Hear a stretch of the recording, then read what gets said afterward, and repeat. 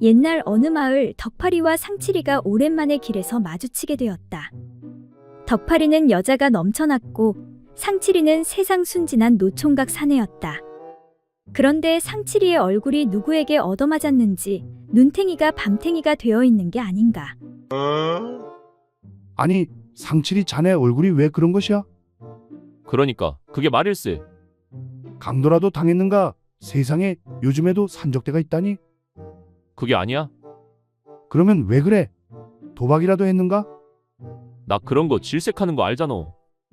아니, 근데 왜 눈탱이가 고등어 등짝처럼 먹음직스럽게 푸르딩딩해진 것이야? 그게 말이지.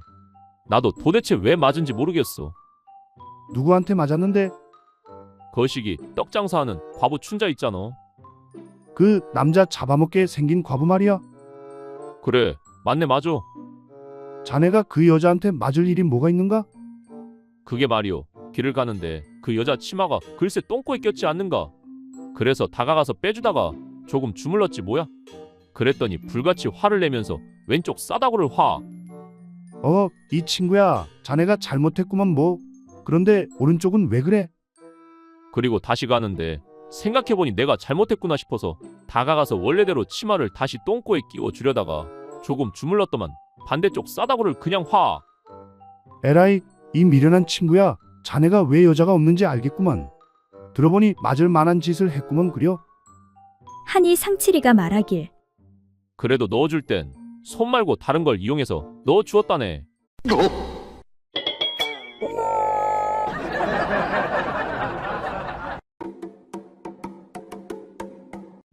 옛날 어떤 마을에 원님이 계시는 관아의 담벼락이 어찌된 영문인지 공중변소가 되고 말았다. 이에 원님은 노발대발하여 아래 것들에게 엄히 단속하라고 일렀다. 아니 어떤 버르장머리 없는 놈들이 담벼락에다 오줌을 갈기는 것이냐? 내 잡히면 엄히 그 죄를 물을 것이다. 어느 날 결국 4사람이 잡혀왔고 원님은 한 사람씩 문초하기 시작했다. 발칙한 놈들 같으니라고 내 놈들이 여기가 어디라고 함부로 오줌을 갈기는 것이냐? 그것은 나를 모독하는 것과 다름이 없느니라. 그래, 첫 번째, 내 놈의 생업은 무엇이냐? 날이 죽을 죄를 지었습니다요. 너무 급하다 보니 그리 되었습니다. 용서하여 주십시오. 이놈, 시끄럽다. 내 생업이 무엇이냐고 묻고 있지 않느냐? 네, 저는 자물쇠장수이옵니다. 그래, 자물쇠장수라. 여봐라, 저놈의 소중이에다 자물쇠통을 채우도록 하여라. 그리고 다음 두 번째, 너의 생업은 무엇이냐? 대장장이 이옵니다. 제발 한 번만 용서해 주십시오. 듣기 싫다. 여봐라, 저놈의 소중이를 쇠망치로 두드려라. 다음 세 번째, 너는 생업이 무엇이냐? 목수이옵니다. 제발 살려주십시오. 그렇단 말이지. 여봐라, 저놈의 소중이를 대패질하도록 하여라. 마지막 네 번째, 내 놈의 생업은 무엇이냐? 엿장수이옵니다. 한 번만 용서해 주십시오. 이놈, 어림없다. 여봐라, 저놈의 소중이를 잡아당겨 쭉 늘리도록 하여라.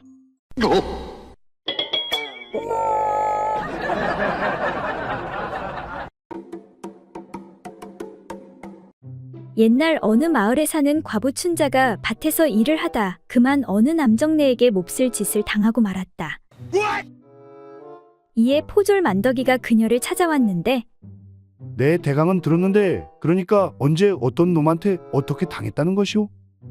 그러니까 어제 밭에서 감자 캐는데 어떤 놈이 뒤에서 덮쳐버리는 게 아닙니까? 내 그대로 엎어져서 꼼짝도 못하고 당하고 말았소이다. 그놈 참 번개같이 해치웠나 보네. 그래도 그렇지 소리도 못 질렀소. 소리를 어떻게 칩니까? 숨이 턱턱 막히는데 힘은 또 어찌나 좋던지. 그럼 도망가는 놈 바지가랑이라도 잡고 늘어지지 그랬소. 말도 마시구려. 달리기는 또 어찌나 빠른지. 정신 차려보니 저 멀리 도망가 사라지고 없었다오. 참으로 갑갑하구만 갑갑해. 그럼 그놈 얼굴은 봤소? 못 봤소이다. 아니, 얼굴을 못 봤다는 게 말이 돼요. 어찌 그럴 수 있단 말이오? 땅에 얼굴이 박혀 있었다니까. 그러니 어떻게 얼굴을 보겠소? 아무리 그래도 그렇지. 그냥 돌아보면 볼 수 있잖소. 그러다가 빠지면 어떡하오? 그렇다면 이미 잡기는 글렀네 글렀소. 할 수 없소.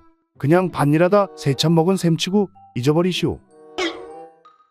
이에 여인이 떼를 쓰며 안 돼요. 찾아야 돼요. 새참을 어찌 한 번만 먹소? 그렇게 맛있는 새참이 어디 흔하단 말이오? 얼른 찾아주시오. 아니, 이 여인 내가 보자 하니까 바쁜 사람 데려다 장난치는 것도 아니고 아무런 단서도 없이 어찌 찾는단 말이오. 안 된다니까 그러시오.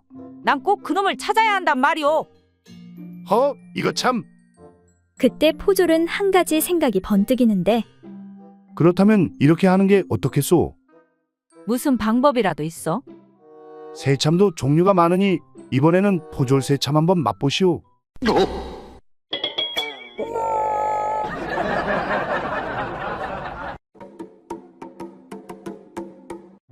옛날 어느 마을에 한 사내가 해가 높도록 이불을 끼고 방에 누워 있었다. 그런데 밖에서 조개젓을 파는 여인이 조개젓 싸이소.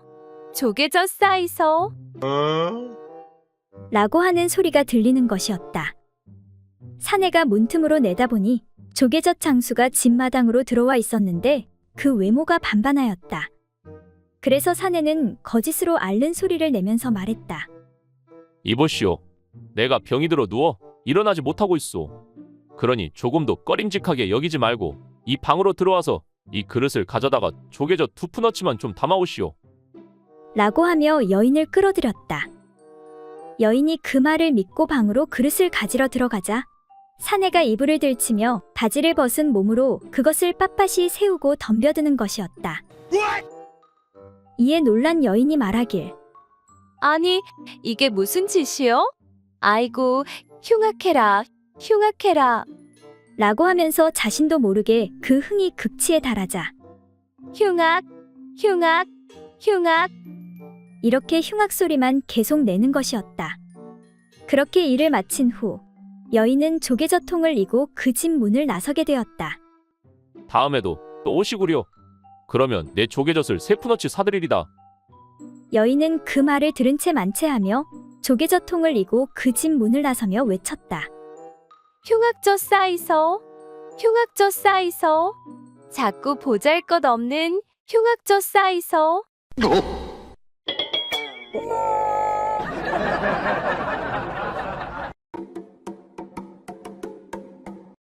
옛날 어떤 마님이 데리고 있는 머슴의 물건이 매우 크다는 것을 우연히 알게 되어 한번 해보려 하였지만 미처 기회를 얻지 못하였다. 하루는 마님이 갑자기 아랫배를 부여안고서 죽겠다고 소리를 지르며 머슴을 불러들였다. 예, 떡새야. 어디 있느냐?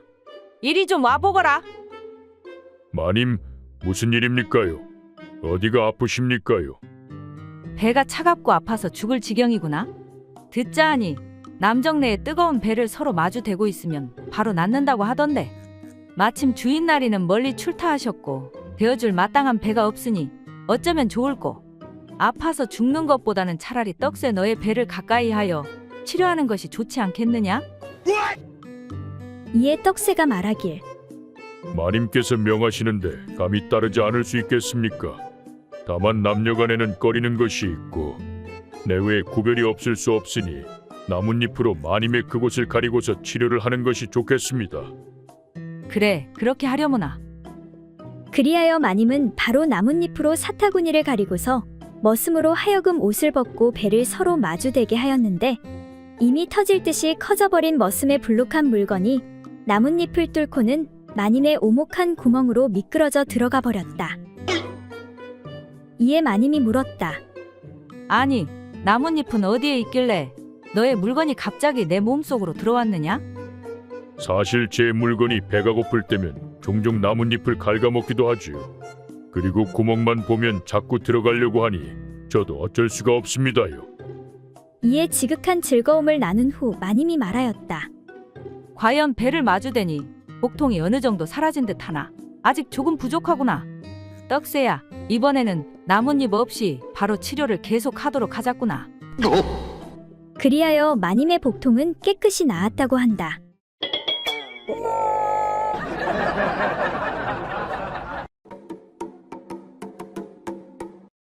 옛날 어느 마을에 나이 많은 어떤 정승이 있었는데 생각이 깊어서 국가적인 큰일에만 관심을 가졌고 자질구레한 집안일에는 전혀 관심이 없었다.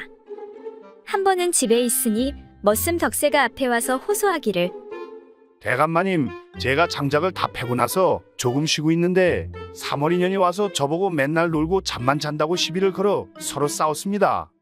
3월이가 계속 저를 꾸짖으면서 잘난 체를 하니 하도 억울해서 대감마님께 하소연하는 것이 옵니다. 3월이 좀 야단쳐 주십시오. 라고 하는 것이었다. 이를 들은 정승은 그래, 듣고 보니 내 말이 옳구나. 그러니 나가서 하던 일이나 계속하거라. 하고 달래어서 보냈다. 얼마 후 조금 전에 덕새와 싸운 3월이가 화가 잔뜩 나서 들어와 아뢰었다. 대감마님은 잘 모르셔서 그러시지만 덕새가 이 집에서 제일 게으른 게 사실입니다. 밤에 힘쓸 줄만 알지 제대로 하는 것이 하나도 없어. 보다 못해 싸운 것이니 제 잘못이 아니고 덕새 잘못이옵니다. 그런데 그 덕새 말만 듣고 옳다고 하셨으니 저는 너무나 억울합니다. 이 말을 들은 정승이 또한 말했다. 내 말도 옳으니 울지 말고 가서 일하거라. 옆에서 이러한 정승의 처사를 보고 있던 조카가 앞으로 나와 목소리를 높였다. 아니 숙부님, 두 사람이 싸웠으니 한쪽이 옳으면 한쪽이 그른 것인데 어찌 양쪽이 모두 옳다고 하십니까? 이 말에 정승은 조카를 쳐다보고 말했다. 그래, 내 말 또한 역시 옳은 말이다. 그렇게 조카가 물러나고 잠시 후 의원에 갔다 온 부인이 대감 앞에 나왔다. 그래, 의원은 잘 갔다 오셨어? 무슨 병이라고 하더이까? 아니 글쎄, 내가 요즘 입맛이 없고 기운도 없는 것이 모두 다 양기가 부족해서 그런 것이라 하더라오. 의원이 처방해 주길 이제부터 3일에 한 번씩 대감과 합방하여 양기를 채우면 깨끗이 낫는다고 하더이다. 이 말을 들은 정승이 놀라며 말했다. 그 말은 옳지 않소. 그 놈은 분명히 돌팔이가 틀림없어. 내 그렇게는 못하오. 이에 부인이 화를 내며 야, 이 이놈의 영감탱이야. 부인이 아파 죽겠다는데 합방이 뭔 대수라고? 내 당신이 일이 나올 줄 알고 이미 덕새에게 부탁해 놨으니 그리 아시오. 이 말에 정승은 부인을 쳐다보며 그 말은 옳소.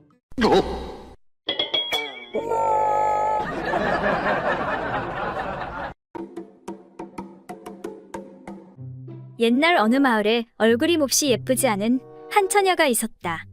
그래서 처녀의 부모는 딸을 시집 보내지 못할까봐 무척 걱정하고 있었다. 그런데 마침 동네 어리숙한 한 총각과 혼인이 이루어지게 되었다. 하지만 부모는 혹시 신랑이 첫날 밤에 딸의 얼굴을 보고 못생겼다고 돌아보지 않으면 어쩌나 하고 전전긍긍했다. 얘야, 첫날 밤에 어떻게 하는지 분명히 알겠지? 그래, 네 엄마가 하라는 대로만 하면 아무 문제 없을 게야. 예, 걱정 붙들어 매세요.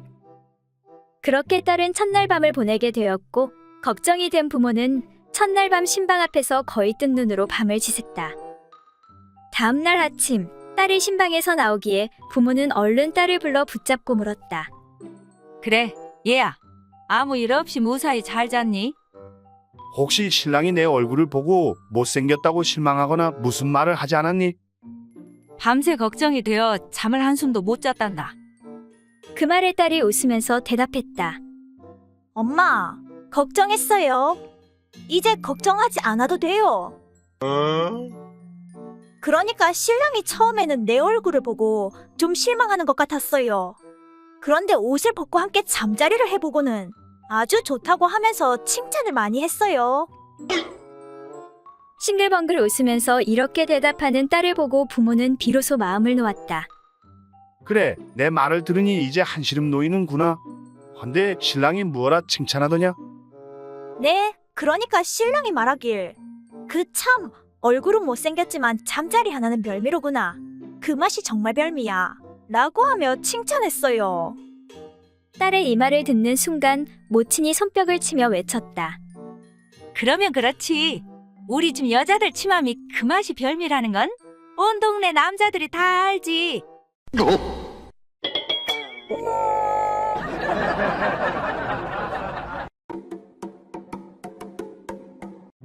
옛날 한양에 사는 호색한 한량 덕출이가 두매산골을 여행하고 있었다. 여행 중 갈증을 느낀 덕출이는 길가에 있는 어떤 농가에 들어가서 물 한 그릇을 청하는데 주인장 계시오? 지나가는 길손인데 목이 말라 그러니 물 한 바가지만 마실 수 있겠소? 그러자 집안에서 자색이 고운 어린 처녀가 나와 물 한 바가지를 수줍게 건네주었다. 아, 시원하다. 고맙소 낭자. 덕출이가 처녀를 가만히 보니 아직도 음양의 이치를 알지 못하는 순진한 처녀 같았다. 그런데 집에 다른 어른은 안 계시오? 네, 모두 마을 잔치집에 가서 저 혼자 있어요. 이에 덕출이는 수작을 거는데 그런데 낭자, 내가 보니 안색이 많이 안 좋아 보이는구려. 속병이 있는 것 같소. 네, 저는 별로 아픈 데가 없는데요. 하니 덕출이가 아니요, 낭자는 병이 없다고 하지만 내가 자세히 보니 이상한 증세가 있소. 한번 진맥을 하여 보는 것이 좋겠소. 하고는 자신이 의원이라고 속이며 처녀의 손을 잡고 진맥하는 척하더니 낭자의 뱃속에는 이미 고름이 차 있으니 속히 고치지 않으면 위험하오.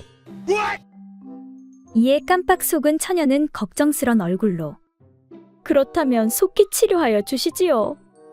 이에 덕출이는 옳다구나 하며 가머니설로 처녀를 유혹하여 즐거운 행사를 치르고는 이윽고 처녀의 그곳에서 흘러내린 자신의 하얀 액을 접시에 받아 처녀에게 보이며 낭자, 이것 좀 보시구려.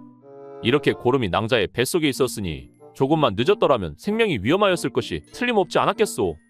하지만 이제 다 치료하였으니 걱정하지 마시오. 하고 처녀를 안심시키고 집을 나오려는데 다른 식구들이 돌아왔다. 옥자야, 우리 왔다. 근데 댁은 뉘시길래 우리 집에서 나오는 것이오? 이에 처녀가 이분은 한양에서 온 유명한 의원인데 제가 속병이 있다고 공짜로 치료해 주셨어요. 아, 네. 방금 치료가 다 끝났습니다. 저는 바빠서 이만 가봐야 되겠습니다. 하고 나가려는 덕출에게 처녀의 아비가 이보시오 의원 양반, 내가 잔치집에서 뭘 잘못 먹어 그런지 아까부터 배가 살살 아프다오. 나도 그래. 그러니 우리도 좀 고쳐주고 가시오.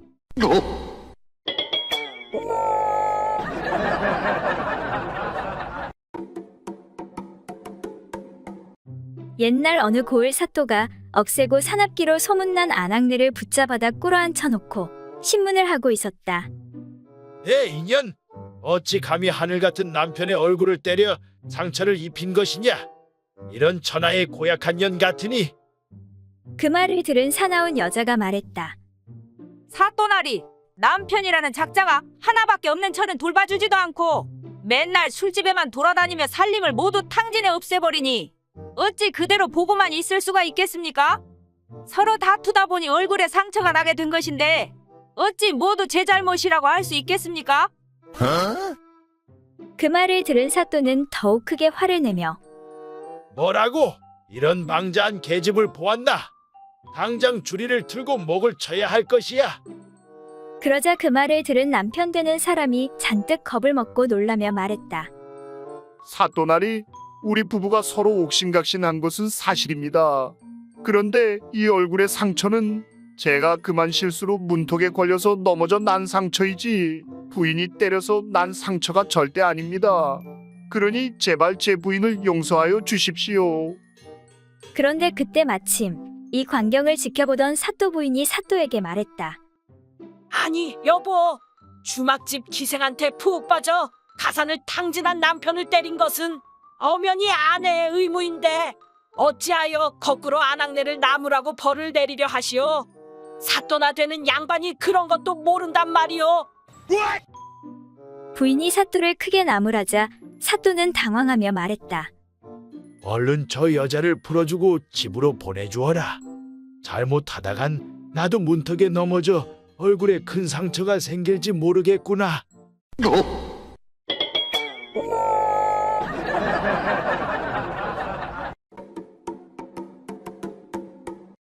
옛날 한 노파가 나이가 많아 노쇠하여 죽을 날이 다가오자 딸들을 불러 모은 후 유언을 했다.